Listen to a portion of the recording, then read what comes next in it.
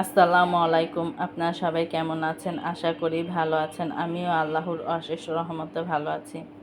ছেলে রেডি হয়ে গেছে, স্কুলে যাবে। এই তো দেখেন ও এখন চলে যাচ্ছে। টিফিন বানিয়ে দিয়েছি, নুডলস রান্না করে দিয়েছি, সেটাই ও খাবে।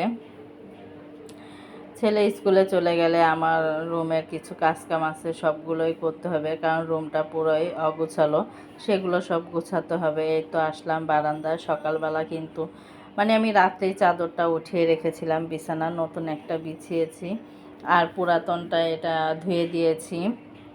তা সেটাই মেলে দিয়েছিলাম, ভোরবেলা উঠেই ধুয়ে দিয়েছি। আর এখানে একটু বারান্দায় আসলাম। দেখেন মাশাআল্লাহ আমার গাছগুলোতে ফুল হয়েছে, ভালো লাগছে দেখতে। আর গাছে ফুল হলে কিন্তু ভালো লাগে। কিছুদিন আগেও কিন্তু গাছগুলো এরকম হয়েছিল, কেমন জানি পাতা পুতা মরে গেছে, খুব করুণ অবস্থা ছিল। মনটা ভেঙে গিয়েছিল যে আমার গাছ হয় না। তা খুব খারাপ লেগেছিল, পাতাগুলো সব ঝরে পড়ে গেছে, সব শুকিয়ে এই রঙ্গন গাছটা আরও বেশি এই অবস্থা হয়েছিল। পরে দিয়ে আমি কি করেছি, তরকারির সবজির খোসাগুলাও ওইগুলোও মনে করেন যে আমি একটা বোতলের ভিতরে রেখে তারপর মনে করেন যে পানি দিয়ে 1 সপ্তাহ পর্যন্ত রেখে দিয়েছিলাম। সেই পানিটাই আমি গাছে দিয়েছিলাম। সুন্দরভাবে এখন গাছগুলো মাশাআল্লাহ আবার সতেজ হয়ে উঠেছে। কিন্তু আমার শেষ হয়ে গেছে, আমি আবার বানাবো। এই সবজির খোসাগুলো দিয়ে আমি আবার সারটা বানাবো, বানালে দিলে ভালো হবে। আর এই তো দেখেন আমি রুম গুছাতে চলে আসলাম। ছেলে তো চলে গেছে। ছেলে যাওয়ার পরে একটু বারান্দায় গিয়েছিলাম। বারান্দা থেকে এসেই এই তো এখন আমি রুমটা গুছিয়ে নিচ্ছি, খাটটা আগে গুছাচ্ছিলাম। দেখেন এত গরমের ভিতরে কিন্তু আমার ছেলে কাঁথা গায়ে দেয়, আমরা কিন্তু আবার দেই না। আমি সব সময় বলি, গরম তুমি কাঁথা গায়ে দিচ্ছ কেন? ও আবার বলছে যে আম্মু আমার শীত করে। কিন্তু এখন কিসের শীত, ও যখন জাগনা থাকে তখন একটু কাঁথা গায়ে দেয়, তারপরে কিন্তু মনে করেন শুয়ে পড়লে তারপর কাঁথা যে কোথায় থাকে ওর কোনো সেন্সই নেই, ও তো ঘুম। কি বলবো এই গরমে। এই তো দেখেন আমার কিন্তু সব বিছানার চাদর, বালিশের কাভার, তারপর কুলবালিশের কাভার, আমার কিন্তু 4টা বালিশের কাভার একই রকম। আমি সব সময় গজ কিনে আনি, কারণ আমার বালিশটা বেশি, তো এই কারণে গজটা কিনে আনি। আর এমনি যখন দেখা যায় যে সিঙ্গেল 2টা বালিশের কাভার, একটা কুলবালিশের কাভার, আমার তো আবার 4টা, এই কারণে আমি ওগুলো কিনি না, আমি গজ কিনে আনি। আমার পুরো এক সেট হয়ে যায়, আমার কাছে খুব ভালো লাগে। কারণ 2টা অন্য কালার থাকবে আর 2টা চাদরের সাথে ম্যাচিং থাকবে, সেটা আমার ভালো লাগে না। এই কারণে মনে করেন যে সব আমার একরকম থাকবে, এই কারণে আমি সব সময় গজ কাপড় কিনে আনি। আমার প্রত্যেকটা চাদরই গজ কাপড়, গজ এনে আমি নিজেই সেলাই করি, নিজেই বানাই। তা আমার কাছে খুব ভালো লাগে। এখন আমার তো খাটটা গোছানো হয়ে গেছে। সোফার উপরে সব এলোমেলো, এখন সেইগুলোই একটু গোছাচ্ছিলাম, কারণ রাত্রে শোয়ার সময় এত গোছানোরই থাকে না। সকালবেলা উঠলেই আমি পুরো ঘরটা সুন্দরভাবে গুছিয়ে নিই। আমার কাছে ভালো লাগে যে আর ছেলে তো চলে যায়, আমার আর সারাদিনও মনে হয় কোনো কিছু আর এলোমেলো হয় না, এই কারণে ভালো লাগে।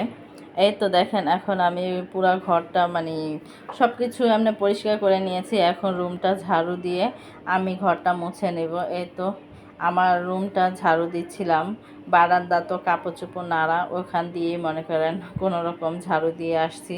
এখন রুমটা ভালো করে ঝাড়ু দিয়ে নিচ্ছি। আমি কিন্তু খাটের নিচ হতে সোফার নিচেও কিন্তু আমি মনে করেন অফ ক্যামেরায় সব কিছু কিন্তু আমি ঝাড়ু দিয়ে নিয়েছি।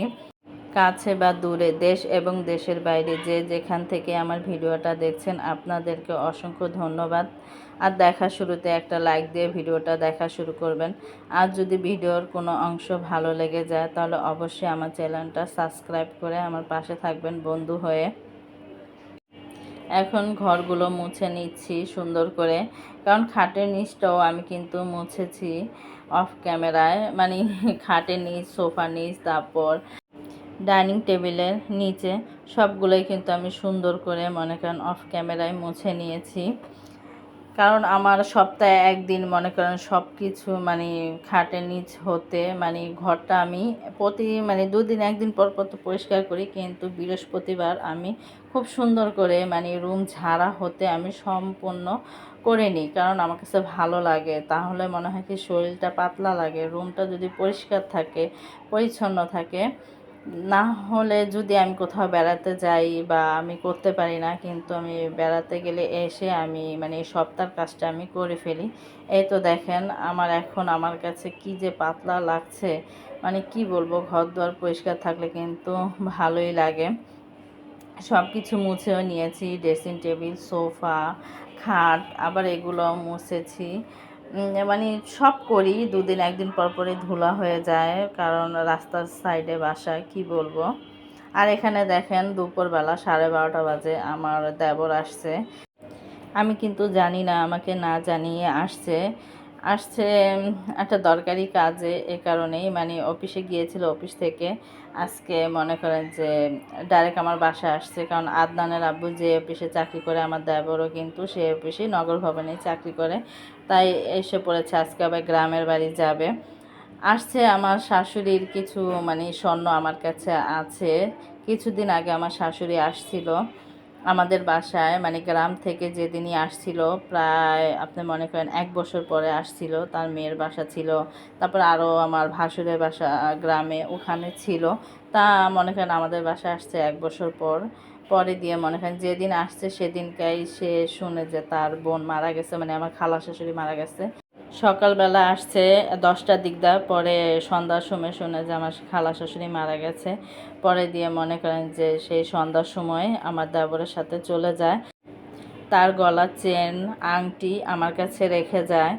পরে বলে যে আবার কিছুদিন আগে, মানে আমাদের বাসার 1 বছর আগে আসছিল, তখন কিন্তু মনে করেন যে আসার সময় তার চেন কিন্তু চুরি হয়ে যায় লঞ্চ থেকে। তখন কিন্তু পদ্মা সেতু ছিল না, মাওয়ার নদীটা পার হতে হতো লঞ্চ দিয়ে। তাই সেই লঞ্চ ঘাটে থেকেই মনে করেন আমার শাশুড়ির চেনটা চুরি হয়ে যায়। তারপরে দিয়ে এই চেনটা বানিয়েছে, এই কারণে মানে ভয়ে রাত্রে যাচ্ছে আমার কাছে, এই কারণেই চেনটা আর আংটিটা খুলে রেখে দিয়েছিল। তা সেটাই আমি সুন্দর করে রেখে দিয়েছি। এখন আজকে আবার আমার দেবর আবার গ্রামের বাড়িতে যাবে, এই কারণে মানে আমার শাশুড়ির চেন আর আংটিটা নিয়ে যাওয়ার জন্যই আসছে আমাদের বাসায়। তা আমি আর তেমন কিছু রান্না করি নাই, বৃহস্পতিবার না বলে আসছে। তো এখানে আমি ডাল ভুনা করেছি, আর মনে করেন করলা ভাজি চিংড়ি মাছ দিয়ে করেছি, আর ইলিশ মাছ ভাজবো, তা সেটাই ভেজে দিয়েছি। তো সেটাই আমার দেবরকে দিচ্ছি, খাচ্ছে। বলছে যে ভাবি খাবো না, বাসায় চলে যাবো। আমি বলছি যে না, দুপুরবেলা না খেয়ে যেতে পারবেন না। সন্ধ্যার সময় আদনানের আব্বু আবার অফিস থেকে আসছে, তার অফিসে মিটিং হয়েছে, তাই কিছু খাবার দিয়েছে, তাই সেটাই আমাদের জন্য নিয়ে আসছে। এমনি অফিসে কোনো যদি বড় কোনো অনুষ্ঠান হয় বা একটা মিটিং হয়, কিছু খাবার মানে দিলে সে খায় না, মানে আদনানের জন্য নিয়ে আসে। তাই এখানে 2টা কেক আর 2টা স্যান্ডউইচ আর 2টা ছানা মিষ্টি। ছানা মিষ্টিগুলো এত সফট ছিল, মানে আমি উঠাতে পারছিলাম না। আর প্রত্যেকটা খাবারই খুব মজা ছিল, ভালোই লাগে। আর এখানে দই নিয়ে আসছে, তা সেটাই আমাকে দেখাচ্ছিল, মানে আদনার আব্বু বলছে যে খুলে সবাইকে এখন দাও। তা সবাইকেই দেব এখন। আর মাশাল্লাহ দইটা কিন্তু খুবই মানে মজা ছিল। আমি কিছুদিন আগে বলেছিলাম যে আমার দই খেতে ইচ্ছে করছে, কিন্তু তাকে বলিনি, কিন্তু আজকে আবার দেখি যে নিয়ে আসছে। তা আমি কিছুক্ষণ মানে ফ্রিজে রেখেছিলাম যে একটু ঠান্ডা হোক, ঠান্ডা হলে ভালো লাগবে। তাই এটা এখন বের করে এখন সবাইকে দিচ্ছি, সবাই খাবে, কারণ আমার বোন আছে, তারপর আমরা আছি, সবাই মিলে এখন খাবো। আর দই খেতে কিন্তু ভালোই লাগে। আর আমাকে বলেছিল যে কিসের দই আনবো, কিছু কিছু দই আছে যে মানে প্লাস্টিকের বক্সের ভিতরে পাওয়া যায়, কিন্তু আমি বলেছি যে না, প্লাস্টিকের বক্সটা আনবা না, ওটা পানি ছেড়ে দেয়, ভালো লাগে না। আর যে যদি তুমি মানে মাটির খোলার ভিতরে পাও তাহলে কিন্তু এনো, কিন্তু পেয়েছে আলহামদুলিল্লাহ মাটির খোলার ভিতরেই। আর দইটা কিন্তু দেখেন কত সুন্দর, মানে চাক্কা ধরা। মাটির দইটা কিন্তু মানে খেতে ভালো লাগে, মানে হাঁড়ির দইটা। আর মনে করেন যে যেটা বক্সে থাকে সেটা কিন্তু ভালো লাগে না তেমন খেতে, মানে পানি ছেড়ে দেয়, অত ভালো লাগে না। আমার মনে হয় দইটা আরেকটু ফ্রিজে রাখলে আরেকটু জমতো, কিন্তু আলহামদুলিল্লাহ সবাই খেয়ে বলেছে যে অনেক মজা হয়েছে দইটা। আর সত্যি মজা ছিল দইটা। একবার আদনানের আব্বু গ্রামে গিয়েছিল, ফরিদপুরের থেকে মানে দই এনেছিল। মানে আমি ওই দইটার মতো মানে আমার এত ভালো লেগেছে, মানে আমি অনেক দিন মানে ফ্রিজে রেখে খেয়েছিলাম। মানে 2 কেজি দই এনেছিল, মানে আমি আদনান আর মানে আমরা দুজনেই খেয়েছি অনেক দিন রেখে, কিন্তু একটু পানিও ছাড়েনি। কিন্তু আমি এমন দই দেখিনি, প্রায় 2-3 দিন ধরে আমি রেখেছি, কারণ দইটা কাটলে কিন্তু দইয়ের থেকে পানি বের হয়, আর ওই দইটা থেকে কিন্তু আমি কোনো পানি দেখিনি। তাই আমার কাছে খুবই ভালো লেগেছে, আর খেতেও কিন্তু খুব মজা ছিল। কিছু কিছু দই কিন্তু ভালো লাগে, এটাও কিন্তু খারাপ না, আলহামদুলিল্লাহ ভালো। সবার জন্যই আমি দইটা বেড়ে নিয়েছি। এখন এই তো দেখেন আদনান খাচ্ছে, আমার বোনের মেয়ে, তারপর আমার বোনের ননদের মেয়ে, তা সবাই আমরা একসাথে বসে খাচ্ছিলাম। এই তো দেখেন বাচ্চারা খাচ্ছে, তা আমি আবার জিজ্ঞাসা করছি কেমন, ওরা বলছে যে না ভালোই, মানে খেতে মজা লাগছে, মানে এরকম করে বলছে আমার বোনের মেয়েটা, পাকনা বুড়ি। ভিডিওটা আর বড় করব না, সবাই ভালো থাকবেন, সুস্থ থাকবেন, আমাদের জন্য দোয়া করবেন, আমরা আপনাদের জন্য দোয়া করি। আল্লাহ হাফেজ।